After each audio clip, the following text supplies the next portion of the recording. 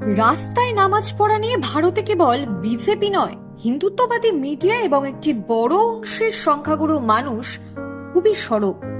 তাদের হাবভাব এমন যেন রাস্তায় কেবল নামাজই হয়, আর কোনো ধর্মীয় আচার অনুষ্ঠান বা রাজনৈতিক কোনো কর্মকাণ্ড হয় না। কিন্তু বাস্তব অন্য কথা বলছে। অল্প কিছু উদাহরণ ছাড়া রাস্তায় নামাজ কেবল মসজিদে বা ঈদগাহের জায়গায় সংকুলান না হলেই হয়, অথচ দুর্গা পুজো সহ একাধিক পূজা অধিকাংশ ক্ষেত্রেই রাস্তা জুড়েই হয়। 15 মিনিট রাস্তায় নামাজ প্রসঙ্গে সংবাদ মাধ্যম এবং সংখ্যাগুরু সমাজের অনেকেই বলে থাকেন, রাস্তায় নামাজ কেন, নামাজ পড়ুন মসজিদে। অথচ 10 দিন রাস্তা আটকে দুর্গা উৎসব পালন করলে তারা অদ্ভুতভাবেই নীরব থাকেন। সেখানে কিন্তু তারা বলেন না যে মন্দিরে গিয়ে পুজো করুন। আসুন, পশ্চিমবঙ্গের একটি গণমাধ্যম কলকাতার এক রাস্তায় নামাজ পড়াকে কেন্দ্র করে ঠিক কিরকম ভাবে সংবাদ উপস্থাপন করছেন দেখুন।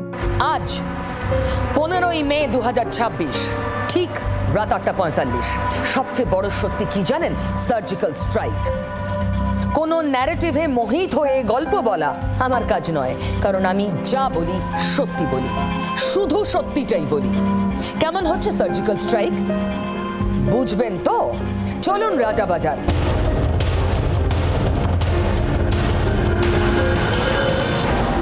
রাজাবাজার, আজ দুপুরের রাজাবাজার।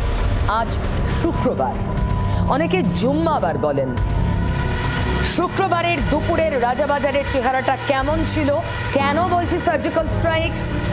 জুম্মার নামাজের সময়ের রাজাবাজারের ছবিটা দেখুন।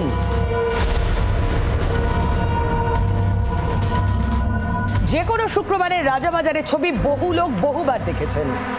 প্রত্যেক সপ্তাহে এই সময়টা মসজিদে নামাজ পড়াতে প্রচুর ভিড় হয়। মসজিদ ছাড়িয়ে রাস্তায় নেমে আসে ভিড়। রাজ্যের নতুন সরকার এসেছে। প্রথম শুক্রবার আজ রাজাবাজারে কি হলো? আমার সহকর্মী অয়ন গিয়েছিল দুপুরবেলায় রাজাবাজারে। কোনো চেঞ্জ হলো কি, নাকি সব একই রকম দেখতে? তখন সেখানে চেনা জমায়েত। এই মুহূর্তে রাজাবাজার মোড়ের পরিস্থিতি একটু আলাদা। এখানে সংখ্যালঘুরা তারা এই মুহূর্তে রাজাবাজার মোড়ে এসেছেন।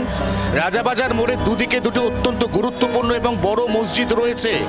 এই মসজিদগুলিতে জুম্মাবারে যখন নামাজ পড়া হয় তখন কিছুক্ষণের জন্য রাস্তা আটকে নামাজ পড়াই দস্তুর।